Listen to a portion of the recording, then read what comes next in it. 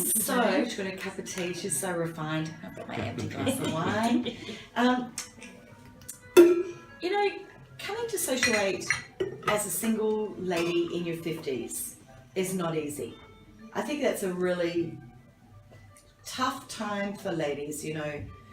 Often their children have grown up and flown the nest, and it can come as a rude shock when a relationship ends or separation or divorce occurs. But there's that tiny spark of desire for something a bit more that's for you. And so I find, you know, a lot of ladies come to Socialite at that time in their life, desiring to get out and meet new people. And I think that was your situation, wasn't it, when you came and joined me? You just returned from Italy, and am I right that you just returned from Italy and you were ready to get out and meet new people? Yeah, I just saw your writing that you did in a magazine. Yes, in itself. And right. I actually saw the person that you are, and that was the thing that attracted me the most. So I was just really sort of hungry for wisdom about love and dating and about the ways of the world, because I had been studying and looking after kids you know, for a long time, and I knew that there was going to be a life for me later, and I always said that my time will come. Yeah. That when I'm having these kids now, and they're so young, because I had, you know, 4 under 10, that wow. I would enjoy. Kudos to you, clever lady. I would enjoy this time with them, and I did, and I stayed with that. And to this day I look back and I made the right decision. Beautiful. And in the meantime, in order to survive the feeling of loss that potentially I had, was I basically studied for a long time. So I've got a lot of certificates, and I felt like I was moving forward, and I was also providing an example to my kids. I went through hardship and I told them about it, they could see it, but I wanted them to be streetwise. I always told them to love, not hate, to have family in their lives, and reminded them always of their grandfather, who was a beautiful man, and that you know, beautiful. That men are very important to family. And that's gorgeous that you recognise the importance of that, because unfortunately one of the things I do see out in society and through Socialite is where I do meet some ladies, and I'm going to watch this as a sweeping generalisation, I don't want it to be that. However, I do meet some ladies in their 50s that are very brittle and very hard, brittle and hard, that they've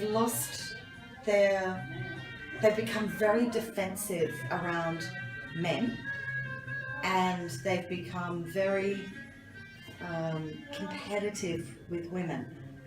They're becoming from fear instead of coming from love.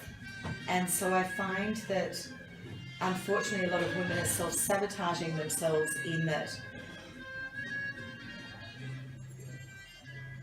they've almost shut down their emotions from having been hurt in the past, and they become like the cold ice maiden.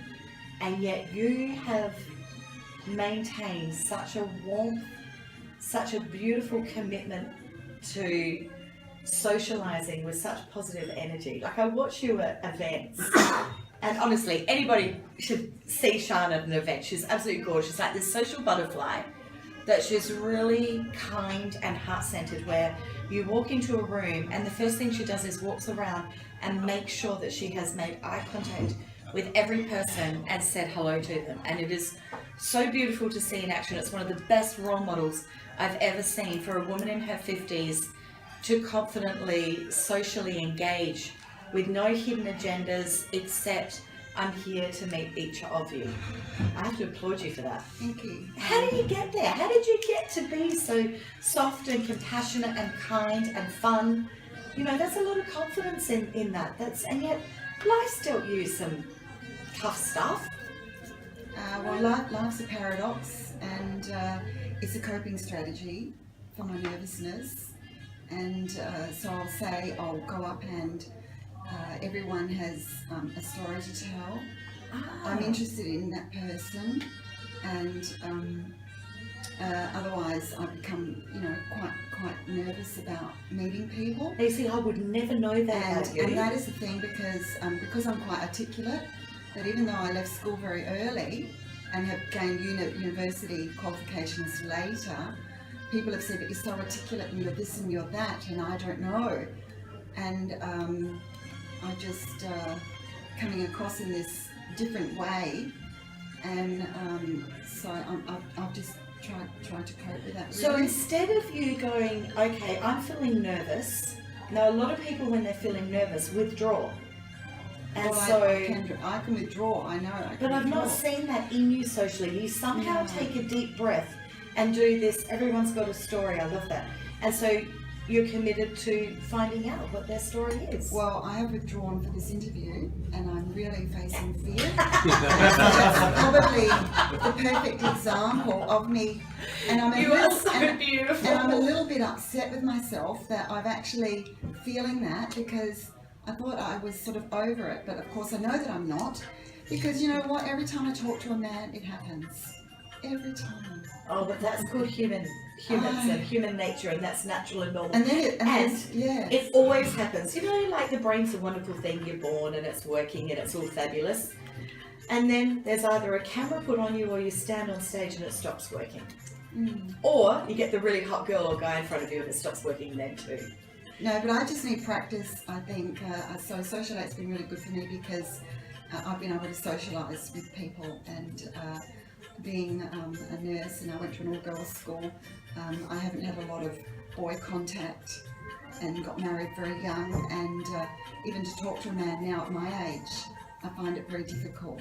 Wow, you would never ever know that. So this is watching you at an event or a dinner. And this is working against me, because men have said, that you seem so confident, and they feel as though that they feel a bit scared of me, and I'm just going, this is so not. It's not who you are. It's not right. Yeah. And it's working against me, but this is who I am. Yeah. Well, that just says the right man hasn't come along that hasn't seen who you are, because I'm quite in awe of how you socialize. I think it's quite beautiful. And I was hoping you might have some tips for other ladies that would like to be able to socialize the way you do, of how they could dig deep to get the same mindset that you've got to do that. What do you tell yourself, or how do you actually get that inner courage to take that deep breath and go, I'm going to walk in there and I'm going to smile at everyone and I'm going to talk to everyone and say hello to everyone, because that's the rock star way to socialize. How can they do it? What do you reckon what tips can you give them? I think having you as a friend Oh, has been my biggest asset. Naturally, I am a bit of a perseverer, and I do reflect a lot, and I think a lot, and I've read a lot of books. So in life history of my ups and downs, I have worked against everyone who has given me an opinion, and I've stuck to my instincts, and then I've got the books that I wanted, and that's clarified. Well, you've been very committed to self-development, which I applaud. But it gets to a point where it doesn't help anymore. Can I just ask a question? Yeah. Like when you say you go around the room and you meet everyone, you make eye contact with everyone, and you tell yourself that I'm interested in this person, I want to know their story. I think that's fantastic. I agree with you. I think that's... There's not many people that can do it, and Shaan does it consistently. No, but the fact that you can do it and you can do it so well, it means it is a part of you.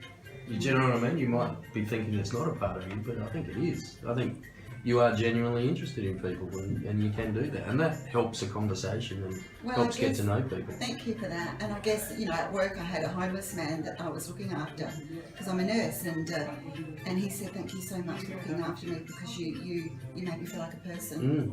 Yeah, and that and means that's the why I world have a to smile on people. my face. You see, because my dad died when the first day I started nursing, and you know, someone sort of said, you must have a lot of compassion.